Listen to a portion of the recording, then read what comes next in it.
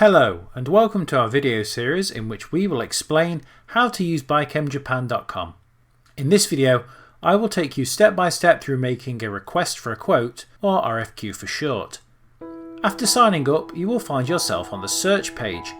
You can check if you are signed in or not by checking the upper right of the page. If you are signed in, both a gear and bell mark will be displayed to symbolise options and notifications respectively. Incidentally, you can still use the search function even if you aren't signed in. Now, back to the search function. Using this page you can search for chemicals not only by their names or CAS number, but also by features such as their function or purpose. For this example, let's enter CAS number 631618 and then check the relevant box.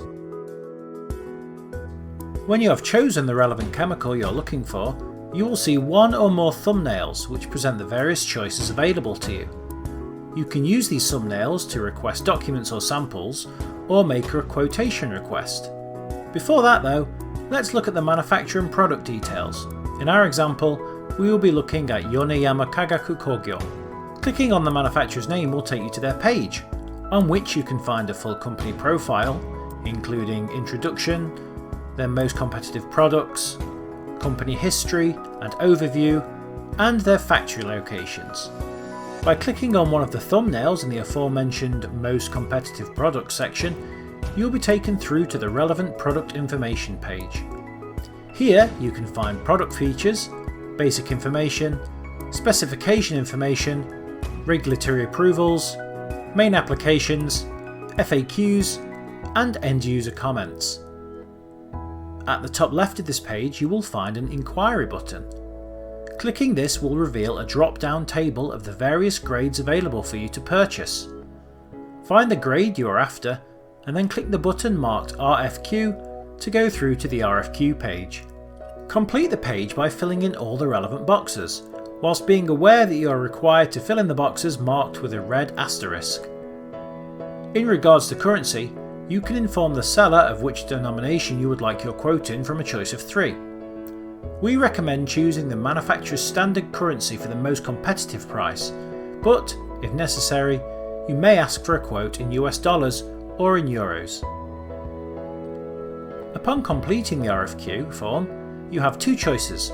If you click the Save button, your request will not be submitted at this time, but you can return to this point in the transaction at any point in the future. You do so by clicking on the gear icon at the top of the screen, clicking the History tab, and then selecting the relevant draft RFQ from your list. Alternatively, you can click Confirm. This will take you through to the confirmation screen. If you notice any mistakes, click the back button to return to the previous form and make any corrections you need to make. Otherwise, click Submit and that will complete the RFQ procedure. If, for any reason, you want to confirm that your RFQ has been submitted correctly, then click the gear icon at the top of the screen and check the History tab. If the relevant line says Submitted, then your RFQ is complete. Thank you for taking the time to watch this video, and please check out the other videos in this series to ensure that you have the best possible experience when using our website. Thank you for your interest in BuyChemJapan.com, and see you in the next video.